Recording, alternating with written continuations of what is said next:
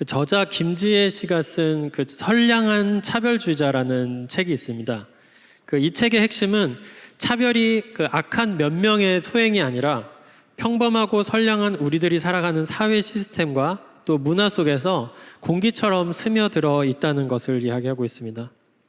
책의 한 구절을 빌리자면 차별은 나쁜 마음을 가진 몇몇 사람의 문제가 아니라 우리 모두가 익숙하게 살아가는 방식 속에 있다라고 말하는데요. 차별을 특정한 누군가의 문제로만 여기는 시각을 깨트리는 말입니다. 그래서 차별을 멈추는 첫걸음은 나는 차별하지 않아 라는 아니란 확신을 내려놓고 어쩌면 나도 그럴 수 있겠다라는 질문을 스스로에게 던지는 데서 시작된다고 합니다. 우리는 의식하지 못한 사이에 상대의 옷차림, 또 말투, 직업을 통해서 그 사람의 사회적 무게를 재기도 합니다. 어느 대학을 나왔는지, 어느 동네에 사는지에 따라서 무의식적으로 사람을 대할 수 있는 것이죠. 머리로는 모든 인간은 존엄하다고 믿지만 우리의 몸과 시선은 세상이 정해놓은 기준에 따라서 사람의 등급을 매기는데 무의식적으로 익숙해져 있는 것이죠. 역사를 봐도 불과 몇백 년 전만 해도 여성에게는 투표권이 없는 것이 상식이었고 태어난 신분으로 인생이 결정되는 것이 무의식적으로 당연하던 시대가 있었습니다. 우리는 그 시대를 향해서 명백한 차별이라고 손가락질 할 수 있겠어요. 그런데 어쩌면 미래의 세대는 오늘 우리를 보면서 또 다른 손가락질을 할지도 모르겠습니다. 지난주에 우리는 시험 속에서도 흔들리지 않는 믿음의 길이 세상의 조건이 아닌 하나님의 약속을 붙잡는 데 있음을 함께 나누었습니다. 진리의 말씀으로 성숙해진 믿음의 온전한 모습이 드러난다면 그것은 어디서 드러날까요? 아마도 이웃을 대하는 우리의 시선에서 드러나게 될 것입니다. 성경은 무의식적으로 벌어지는 이 차별의 문제를 어떻게 진단하고 있을까요? 오늘 야고보서 2장의 말씀을 통해서 그 주님을 믿는 믿음이 어떻게 우리의 무의식적 시선을 변화시켜서 올바른 시선으로 회복해 하시는지를 함께 살펴보길 원합니다. 먼저 본문을 같이 읽었으면 좋겠는데요. 야고보서 2장 1절에서 13절 말씀입니다. 같이 읽겠습니다. 시작. 나의 형제 자매 여러분은 영광의 우리 주 예수 그리스도를 믿고 있으니 사람을 차별하여 대하지 마십시오. 이를테면 여러분의 회당에 화려한 옷을 입은 사람이 금반지를 끼고 들어오고 또 남루한 옷을 입은 가난한 사람도 들어온다고 합시다. 여러분이 화려한 옷차림을 한 사람에게는 특별한 호의를 보이면서 여기 좋은 자리에 앉으십시오 하고 가난한 사람에게는 당신은 거기 서 있든지 내 발치에 앉든지 하고 말하면 바로 여러분은 서로 차별을 하고 나쁜 생각으로 남을 판단하는 사람이 된 것이 아니고 무엇이겠습니까? 사랑하는 형제 자매 여러분 들으십시오. 하나님께서는 세상에 가난한 사람을 택하셔서 믿음에 부유한 사람이 되게 하시고 하나님을 사랑하는 이들에게 약속하신 그 나라의 상속자가 되게 하시지 않았습니까? 그런데 여러분은 가난한 사람을 업신여겼습니다. 여러분을 압제하는 사람은 부자들이 아닙니까? 또 여러분을 법정으로 끌고 가는 사람도 부자들이 아닙니까? 여러분이 받드는 그 존귀한 이름을 모독하는 사람도 부자들이 아닙니까? 여러분이 성경을 따라 내 이웃을 내 몸같이 사랑하라는 으뜸 가는 법을 지키면 잘하는 일입니다. 그러나 여러분이 사람을 차별해서 대하면 죄를 짓는 것이요 여러분은 율법을 따라 범법자로 판정을 받게 됩니다. 누구든지 율법 전체를 지키다가도 한 조목에서 실수하면 전체를 범한 셈이 되기 때문입니다. 간음하지 말라 하신 분이 또한 살인하지 말라고 말씀하셨습니다. 어떤 사람이 간음은 하지 않는다고 하더라도 살인을 하면 결국 그 사람은 율법을 범하는 것입니다. 여러분은 자유를 주는 율법을 따라 앞으로 심판을 받을 각오로 말도 그렇게 하고 행동도 그렇게 하십시오. 심판은 자비를 베풀지 않는 사람에게는 무자비합니다. 그러나 자비는 심판을 이깁니다.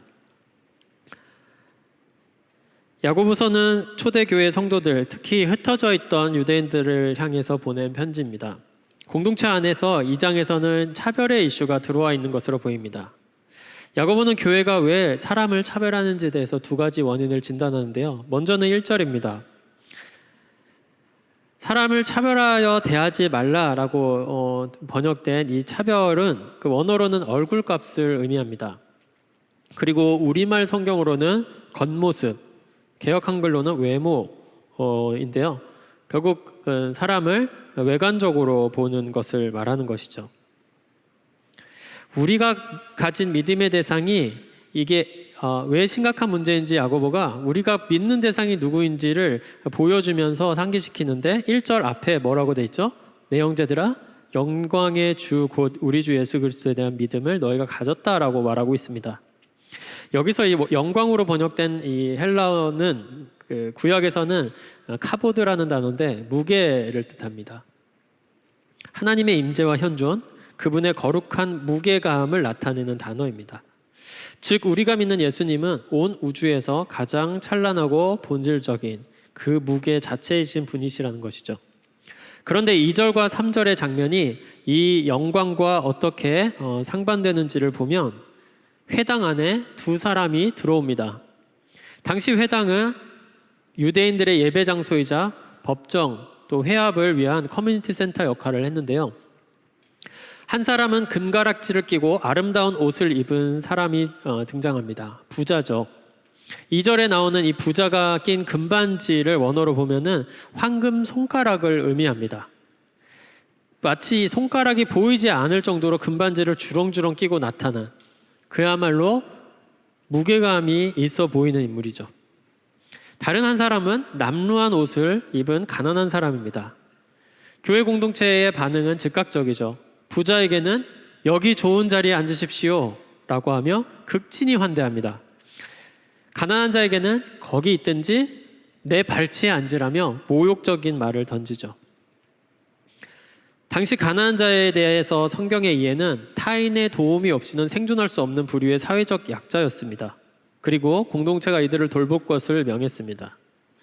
고아와 과부와 나그네와 노동자, 구약에 나오는 사회적 약자인데 이들이 이 야고보서에 모두 등장하는 것이 참 특이합니다. 1세기 로마 제국 안 소수 집단으로 살아가던 이 디아스포라 유대 공동체에게는 가난이 평범한 일상과도 같았는데요. 회당의 상당수가 가난한 자였고 또 구약의 명령과 반대되는 장면이 지금 여기서 연출되고 있는 것이에요. 당시 1세기 로마 사회에 후견인 제도가 있었는데 고대 사회의 자원이 특정인들에게 집중되어 있었습니다. 재물과 지위와 삶의 기회와 인간관계 등이 그들에게 집중되어 있기 때문에 찾아가서 부탁해야 됐고 얻기를 원한다면 그들의 눈에 들어야 했을 것입니다. 그러니 이 회당에서 부자들을 우대할 수 있는 이유였던 것이겠죠. 당시의 부자가 어떤 존재였는지를 이 야고보서와 또 신약 성경 전체를 좀 살펴보면 부자가 대부분은 부정적인 함의를 갖습니다. 야고보서가 특별히 묘사하는 이 부자는 믿음의 형제라기보다는 당시 성도들을 억압하던 외부의 권력자일 가능성이 매우 높은데요. 야고보서 1장 10절에서 11절은 부자의 영광이 풀의 꽃과 같이 곧 시들어버릴 덧없는 것이라고 말하고요. 야고보서 2장 6절에서 7절은 바로 그 부자들이 성도들을 억압하고 법정으로 끌고 가며 우리가 믿는 아름다운 이름 예수 그리스도 이름을 모독한다고 지적합니다. 야고보서 5장 1절에서 6절은 품꾼의 삭슬 가로채고 사치와 방탕에 빠져서 의인을 정죄하고 죽인 부자들에게 이 말 끔찍한 심판을 선포하고 있습니다. 즉 야고보가 말하는 부자는 단순한 부유층 성도가 아니라 로마 제국의 힘과 권력을 등에 업고 가난한 자들을 착취하며 하나님의 백성을 핍박하는 세력을 상징하는 것이죠. 그런데 문제는 교회가 마땅히 경계하고 맞서 싸워야 할 그 세력의 논리를 그대로 흡수해버렸다는 것입니다. 제국의 힘과 부를 가진 자들을 환영하고 그들 앞에서 가난한 형제들을 부끄럽게 함으로써 세상의 계급주의를 교회 안으로 끌어다 들인 것이죠. 야고보가 편지한 유대 공동체는 이 세상적인 영광, 즉 금가락지의 번쩍임과 아름다운 옷의 그 화려한 그 무게감에 무의식적으로 마음을 빼앗겼던 것이죠. 그들은 참된 영광이신 예수 그리스도를 예배하는 자리에서 거짓된 영광, 썩어 없어질 세상의 영광을 숭배하고 있었던 것입니다. 당시 로마 사회는 거대한 피라미드와 같은 계급 조직이었습니다. 그 맨 상층부에는 모든 특권을 누리는 로마 시민이 있었습니다. 그 아래는 법적으로 아버지나 남편에게 종속된 여성, 또 자유를 얻었지만 보이지 않는 차별에 시달려야 했던 해방 노예, 그리고 온갖 의무는 다하지만 권리는 없었던 속주민들이 있었습니다. 그리고 가장 밑바닥에는 사람이 아닌 마치 말하는 도구로 취급받던 노예들이 있었습니다. 그들은 주인의 재산이었고 그들의 삶과 죽음 역시 주인의 손에 달려 있었던 것입니다. 이것이 바로 로마가 세상을 바라보던 방식, 계급적인 인간관이었는데요. 신분이 곧 그 사람의 가치였던 것이에요. 그래서 이런 부자와 가난한 자를 대하는 태도가 지금 우리 사회의 눈으로 볼 때는 명백한 차별일 것처럼 좀 보였으나 당시 문화로 봤을 땐 또 어땠을까요? 뭐 지극히 당연하고 무의식적으로 자연스러웠던 것일지도 모르겠습니다. 그런데 이러한 보이지 않는 차별 시스템이 로마를 강하게 만들었을까요? 실상은 제국 전체를 병들게 만드는 심각한 문제가 되었습니다. 관계적으로는 끊임없는 불안과 분열을 낳았는데 인간 이후의 대우를 받던 노예들은 언제 터질지 모르는 폭탄과 같이 있었고 그들은 스파르타쿠스의 난을 일으켰고요. 그리고 과도한 세금과 차별에 시달리던 식민지 백성들의 저항이 또 만만치 않았고 이는 경제와 사회의 발전을 가로막았습니다. 값싼 노동력에 의존하다 보니 기술 혁신이 더뎠고 사회의 대다수를 차지했던 수많은 사람들은 자신의 재능과 잠재력을 펼쳐볼 기회조차 얻지 못했습니다. 인간성을 파괴하고 도덕적 타락도 가져왔는데 원형 경기장에서 벌어지는 검투사 시합은 타인의 고통을 오락거리로 즐기는 잔인한 문화를 만들었죠. 정부는 대중의 불만을 잠재우기 위해서 빵과 서커스 정책으로 사람들의 눈과 귀를 막았고 시민들은 사회의 더 깊은 문제에, 더 중요한 문제에 있어서는 점점 더 무뎌져 갔던 것입니다. 이것이 바로 하나님 없는 세상의 질서, 강자가 약자를 지배하고 가진 자가 못 가진 자를 억압하며 겉모습으로 사람을 판단하는 병든 세상의 모습이었던 것이죠. 야고보가 지적하는 이 차별의 사회 구조적 문제 이면에 이 유대 공동체 내면에는 또 한 가지의 무의식적 차별이 생겼는데 그것은 이웃사랑을 선택적으로 실천하는 데 있었습니다.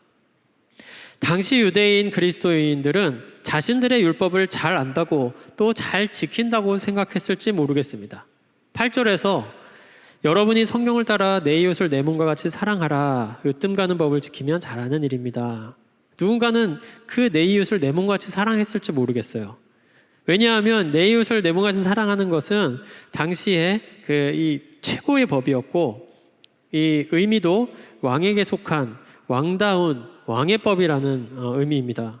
결국 이웃 사랑은 수많은 율법 중에 하나가 아니라 왕이신 메시아께서 다스리시는 하나님 나라의 대헌법과 같은 최상위 법이라는 거죠. 예수님께서도 친히 이 계명이 온 율법과 선지자의 강령이라고 말씀하셨습니다. 유대 공동체, 이 청중은 이 계명이 중요하다는 사실을 잘 알고 있었을 것입니다. 그런데 바로 이 8절 다음 구절에 나오는 구절들은 도대체 뭘 의미라는 걸까요? 9절부터 11절까지를 한번 읽어볼까요? 같이 읽겠습니다. 시작. 그러나 여러분이 사람을 차별하여 대하면 죄를 짓는 것이요 여러분은 율법을 따라 범법자로 판정을 받게 됩니다. 누구든지 율법 전체를 지키다가도 한 조목에서 실수하면 전체를 범한 셈이 되기 때문입니다.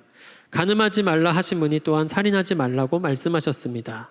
어떤 사람이 간음은 하지 않는다고 하더라도 살인을 하면 결국 그 사람은 율법을 범하는 것입니다.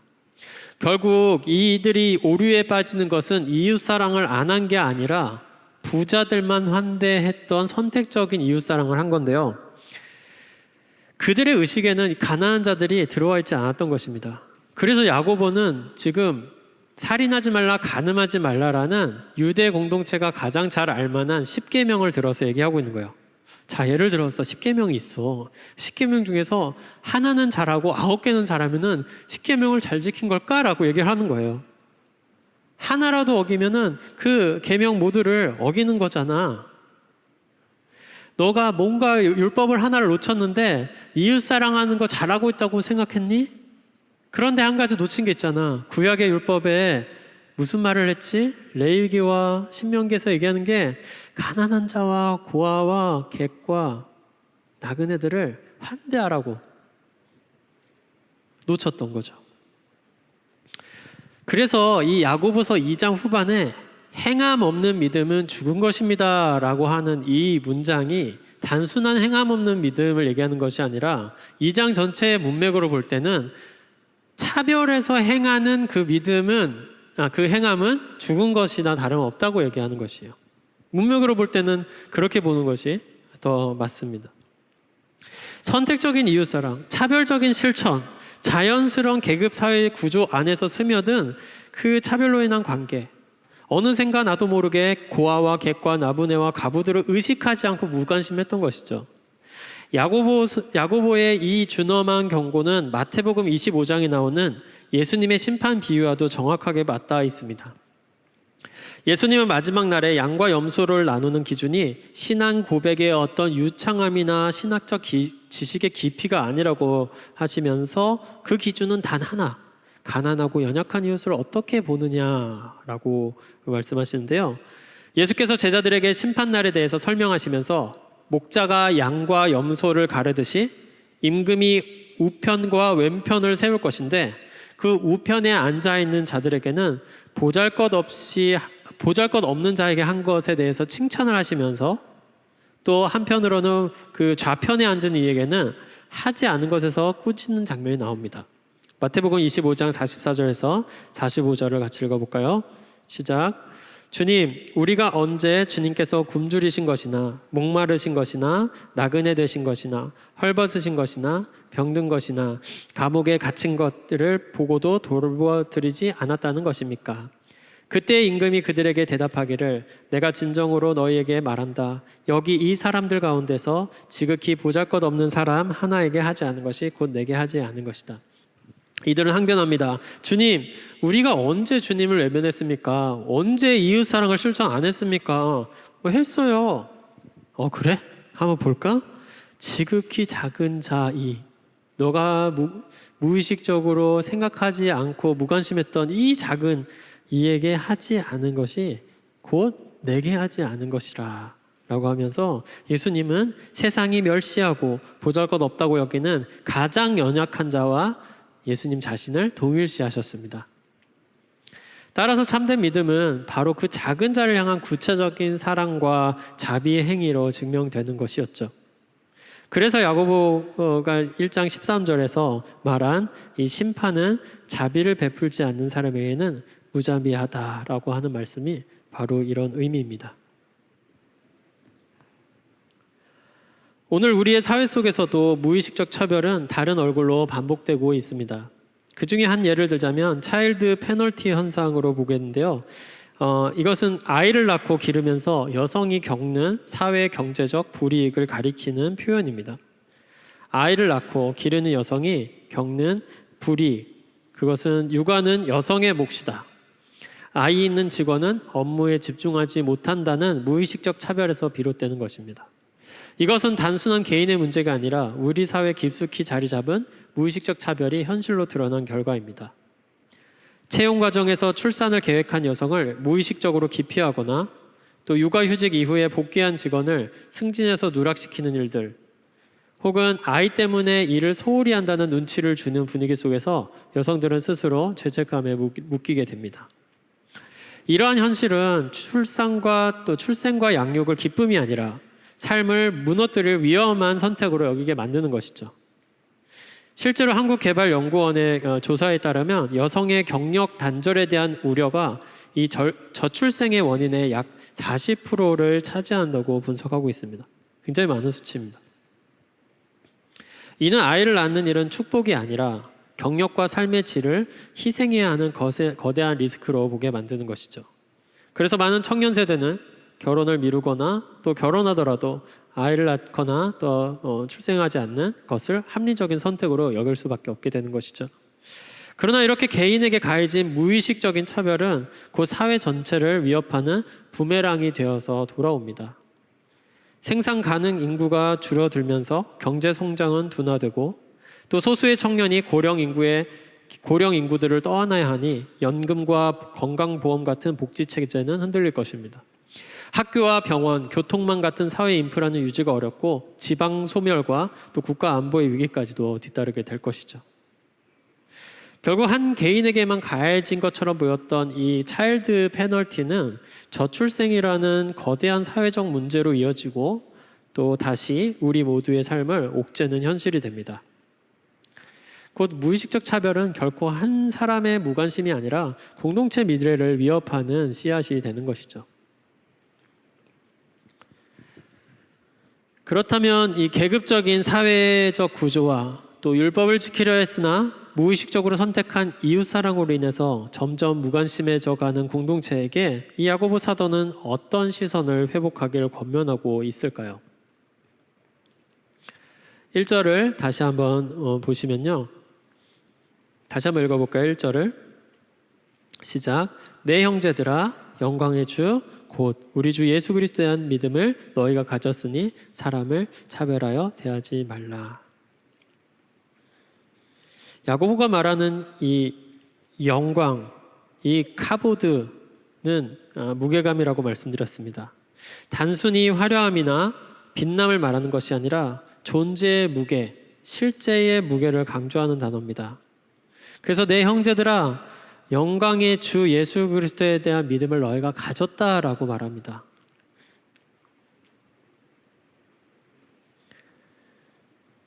세상이 금가락지와 또 화려한 옷으로 거짓된 무게감을 과시할 때 우리는 그보다 비교할 수 없이 더 무겁고 더 실제적인 것, 바로 영광의 주 그리스도를 받았다는 것입니다. 세상은 돈과 권력과 학벌과 외모와 지위에 무게를 두죠. 그래서 금가락지를 낀 부자는 무게 있는 존재처럼 취급되고 또 남루한 옷을 입은 사람은 가볍게 취급됩니다. 그러나 성경은 그 무게감이 실제로는 풀의 꽃과 같이 덧없다고 말하고 있는 것이죠. 풀이 마르고 꽃이 시들듯 세상에 아무리 무게감 있는 영광이랄지라도 다 사라지고 만다는 것입니다. 그러나 반대로 하나님의 영광은 변하지 않고 무겁게 실제로 남는다는 것입니다. 예수 그리스도께서는 참된 영광의 주님이십니다. 그런데 그분의 영광은 세상의 무게와는 달랐습니다. 비움과 낮아짐의 영광이고 종의 형체를 입고 십자가에 달리신 영광이고 또 차별 없이 가난한 자와 소외된 자 곁으로 의도적으로 오신 그 영광이었습니다. 그분의 카보드는 겉으로 보이는 화려함이 아니라 사랑과 또 자기 비움의 무게였던 것입니다. 이런 장엄한 무게를 가진 그리스도께서 무슨 일을 하셨을까요? 2장 5절을 같이 읽겠습니다. 시작. 사랑하는 형제 자매 여러분 들으십시오. 하나님께서는 세상의 가난한 사람을 택하셔서 믿음에 부유한 사람이 되게 하시고 하나님을 사랑하는 이들에게 약속하신 그 나라의 상속자가 되게 하시지 않았습니까? 믿음에 부유한 사람이 되게 하시고 약속하신 그 나라의 상속자가 되게 하셨다. 그 앞에 누구를 택하사? 가난한 사람을 택하다. 여기서 이 택하다는 단순히 뽑다, 선택하다가 아니라 의도적으로 가까이 다가가고 관계를 맺다는 뉘앙스를 가집니다. 하나님께서는 세상의 기준으로 볼 때는 버려진 자, 가벼운 자, 무시당한 자, 가난하고 약한 자를 의도적으로 가까이 하셨다는 것이에요. 이 말씀은 단순한 위로가 아니라 하나님 나라가 세상과 전혀 다른 원리로 움직인다는 사실을 선언하고 있는 것입니다. 고린도전서 1장 26절부터 28절을 읽어볼 텐데요. 여기서 이제 택하다라는 단어를 좀 강조해서 같이 한번 읽어봤으면 좋겠습니다. 읽어보겠습니다. 시작. 형제자매 여러분, 여러분이 부르심을 받을 때에 그 처지가 어떠하였는지 생각하여 보십시오. 육신의 기준으로 보아서 지혜 있는 사람이 많지 않고 권력이 있는 사람이 많지 않고 가문이 훌륭한 사람이 많지 않았습니다. 그런데 하나님께서는 지혜 있는 자들을 부끄럽게 하시려고 세상의 어리석은 것들을 택하셨으며 강한 것들을 부끄럽게 하시려고 세상의 약한 것을 택하셨습니다. 하나님께서는 세상에서 비천한 것들과 멸시받는 것들을 택하셨으니 곧 잘났다고 하는 것들을 없애시려고 아무것도 아닌 것들을 택하셨습니다. 실제로 가난하고 비천한 존재를 택하신 예수님, 그 예수님의 성육신이야말로 가장 위대한 의도적인 찾아오심입니다. 그는 의도적으로 세리와 죄인들의 친구가 되어 주었고요, 의도적으로 사마리아 여인을 택해서 말을 거셨으며, 의도적으로 자신의 제자들을 택해서 그들의 발을 씻겨 주셨습니다. 그리고 그는 의도적으로 십자가를 향해 걸어가신 분이십니다. 가장 무거우신 영광의 주께서 우리를 위해서 가장 가벼운 존재가 되신 것이죠. 그 사랑이 이제 우리에게 무겁게 주어졌습니다.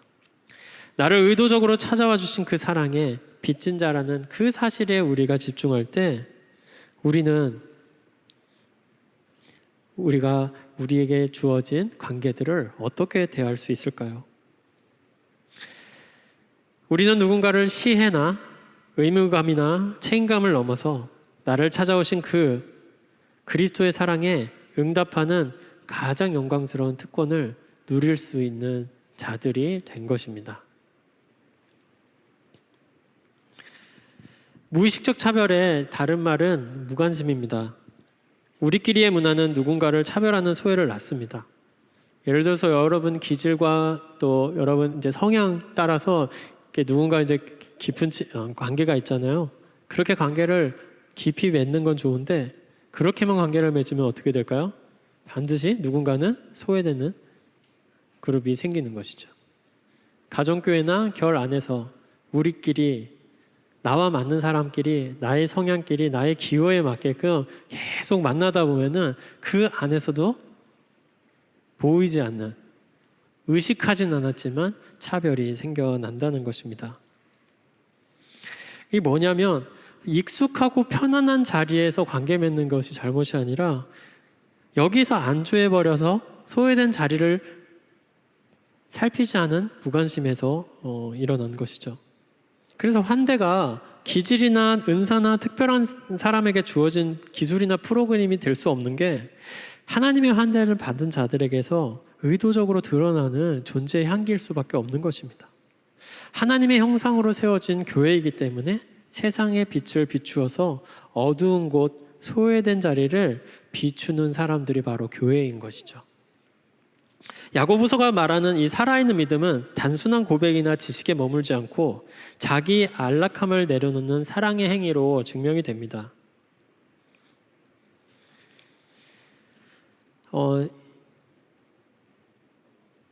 저 역시도 저의 20대 때 저를 찾아와 준 어떤 사람이 기억이 납니다.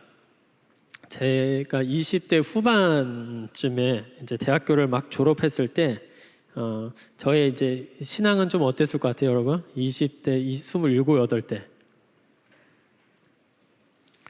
네, 무늬만 그리스도인이었습니다.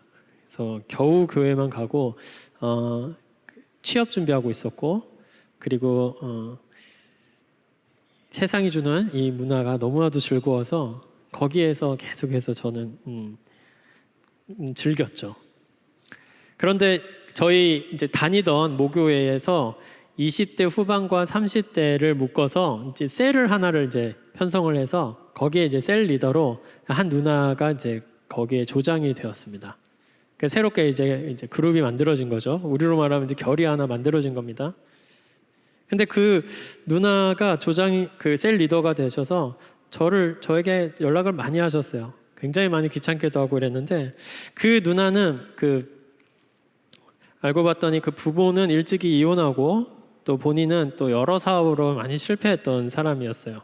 그리고 젊은 나이였지만 그 당시 뭐 30대만 해도 젊은 나이였지만 그 민증까지 말소가 돼갖고 사회적 지원조차도 어려운 사회적인 약자의 환경에 있었던 누나였습니다. 근데 그 누나가 계속해서 이제 저에게 관심을 갖고 또 기도하고 같이 소그룹 나와라, 또 예배 같이 드리자라고 그렇게 자주 연락했던 그 순간이 기억이 납니다. 저는 참 그 당시에는 방어적이고 불편해서 연락도 안 받고 또 연락이 오면 귀찮기도 하고 또 때로는 그 누나한테 화도 냈습니다. 그만 좀 연락하라고, 진짜 한 번만 더 연락하면 내가 진짜 가만 안 두겠다고까지도 협박까지 했습니다. 근데 이제 저는 저의 처지를 알았던 거죠. 저 역시도 20대 후반에는 사람들이 아무도 인정해주지 않고 알아주지 않는 소위 사회로 말하면 루저 같은 그런 가벼운 존재, 또 사회로부터 또 소외된 존재가 되어 있었습니다. 그런데 그 누나가 저한테 찾아와서 저에게 늘 이제 해줬던 말, 그리고 그 애정이 항상 저를 무거운 존재로, 중요한 존재로, 값진 존재로 저를 계속해서 애정 어리게 바라봐주고 사랑해 주셨습니다. 그래서 지금 이제 나이가 지나고 저의 예전에 또 하나님을 알게 됐던 이 과정에 대해서 또 간증하거나 이럴 때 되면 항상 그 누나가 생각이 나요. 나에게 의도적으로 찾아오셔서 또 나에게 시간을 보내주고 세상이 참 가치 없게 나를 봤을 때, 참 자존감이 많이 떨어져 있었을 때 나의 자존감에 대해서 안정감을 주고 굉장히 중요한 존재라고 계속해서 얘기해줬던 그 누나가 아직도 기억이 납니다.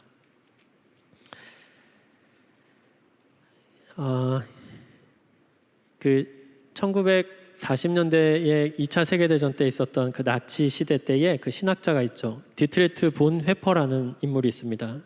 이 본 회퍼는 본인이 안락하고 익숙한 삶을 선택할 수 있는 그 편안한 길이 있었어요. 독일 출생이지만 미국이라는 안전지대에서 공부를 하면서 머물 수 있는 환경이 있었죠. 그래서 전쟁의 위협과 나치의 탄압을 피할 수 있는 길이 충분히 보장되어 있었습니다. 그러나 그는 의도적으로 그 익숙한 안락함을 등지고 가장 낯설고 위험한 장소인 조국 독일의 심정부로 돌아갔습니다. 믿음을 실천할 자리는 안전한 관망석이 아니라 고통받는 이웃의 곁이라고 확신했기 때문입니다. 그리고 그는 돌아가서 그곳에서 자신의 선택을 삶으로 증명했습니다. 안락함 대신에 고난을, 침묵 대신에 저항을, 또 자기 보호 대신에 이웃사랑을 선택했습니다. 결국 감옥에 갇혀 젊은 나이에 교수형을 당했지만 그의 삶은 살아있는 믿음이 무엇인지 역사에 선명히 새기게 되었습니다. 우리가 어떤 보네퍼처럼 이렇게 거시적인 형태가 아니더라도 우리의 삶에서 무의식적인 무관심을 넘어서는 것은 우리 가능합니다. 그것은 우리의 시선의 감각을 회복하는 데 있는 것이죠. 우리 일상 속에서도 얼마든지 의도적인 환대는 가능합니다. 예를 들면 직장에서 늘 혼자 밥 먹는 동료와 함께 식사하는 것, 학교에서 소외된 사람 곁에 앉아서 물어보는 것, 바쁜 하루 속에서 가족의 이야기를 끝까지 들어주는 것, 교회에서 아직 낯선 새가족에게 먼저 다가가서 이름을 불러주는 것들, 이런 소소한 작은 실천들이 바로 영광의 주를 믿는 성도가 회복해야 될 시선의 감각인 것이죠. 여러분, 옆 사람들 한번 보시겠어요? 그리고 이렇게 한번 말해보면 어떨까요? 아, 무거운 존재시군요.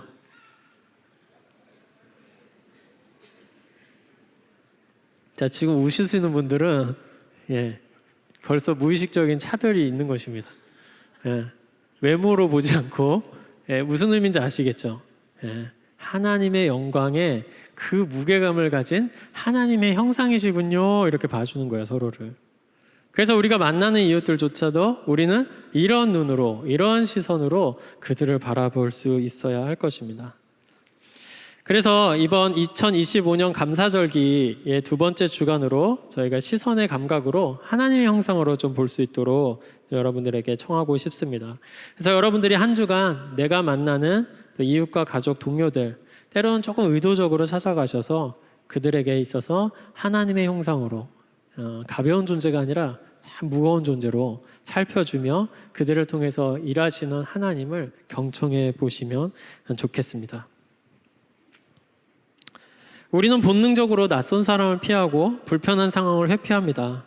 그러나 믿음의 눈은 바로 그곳, 우리가 외면하고 싶은 그 자리에서 하나님이 이미 일하고 계심을 보게 하는 것입니다.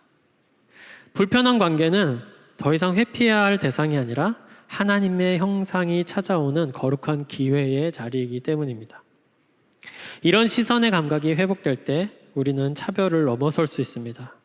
나의 익숙한 세계관에 안주하지 않고 하나님의 일하심에 동참하는 환대의 공동체가 될 수 있는 것이죠. 그럴 때 교회가 세상이 감당하지 못하는 참된 영광의 공동체로 세워질 것입니다. 말씀을 마무리하면서 20세기 신학자인 C.S. 루이스가 쓴 영광의 무게라는 책에서 나온 내용 중에서 이 글귀를 제가 읽어드리고 마무리했으면 좋겠는데요. 평범한 사람은 없습니다. 우리가 대화를 나누는 이들은 그저 죽어서 사라질 존재가 아닙니다.